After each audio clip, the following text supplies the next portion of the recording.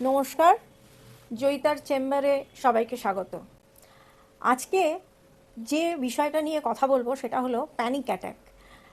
Panic attack একটা অত্যন্ত পরিচিত শব্দ এবং আমাদের সবারই জীবনে কখনো না কখনো হয়েছে। প্যানিক অ্যাটাকের সিমটমস যদি ভাবি তাহলে হলো আমাদের মাথা ঝিমঝিম করা, বুক ধড়ফড় করা এবং শ্বাস নিতে অসুবিধে হওয়া। এই রকম অবস্থায় আমরা যদি পড়ি তখন কিছু চটজলদি সমাধান আছে। যেমন বাড়িতে যদি এমন অবস্থা হয় তাহলে এক টুকরো বরফ নিয়ে হাতের কবজিতে রাব করা 30 থেকে 40 সেকেন্ড মতো, এবং ঘাড়েও ওইভাবে রাব করা। বাড়িতে এরকম একটি অ্যাক্সেসরিজ রাখতে পারেন যেটা বিউটি ট্রিটমেন্টেও ইউজ হয়। সেই অ্যাক্সেসরিজের মধ্যে যে বরফটা থাকবে সেই বরফটাকেও দিয়েও আপনারা রাব করতে পারেন।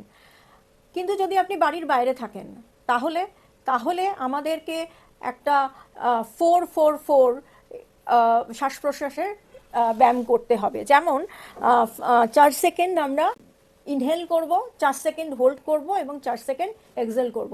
এই রকম 4-4-4 টেকনিককে আমরা যদি মোটামুটি 10 বার ফলো করি তাহলেও কিন্তু আমাদের অনেকটা শান্ত লাগবে।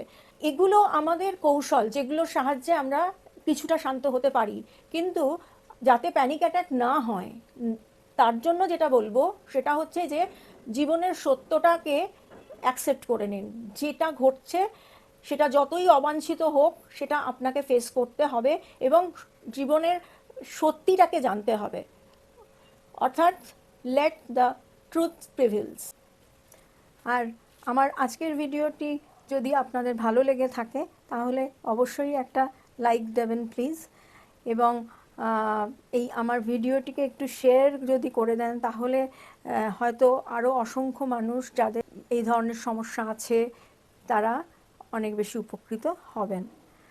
আর আপনারা যদি কোনো বিষয়কে জানতে চান বা কোনো রোগ সম্পর্কে জানতে চান বা কোনো বিহেভিয়ার সম্পর্কে জানতে চান বা কোনো আমাদের প্রাত্যহিক জীবনের যে অসুবিধেগুলো সেগুলো সম্পর্কে জানতে চান, সেটা অবশ্যই কমেন্ট বক্সে জানান।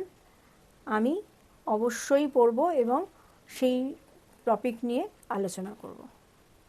আজকে শেষ করলাম।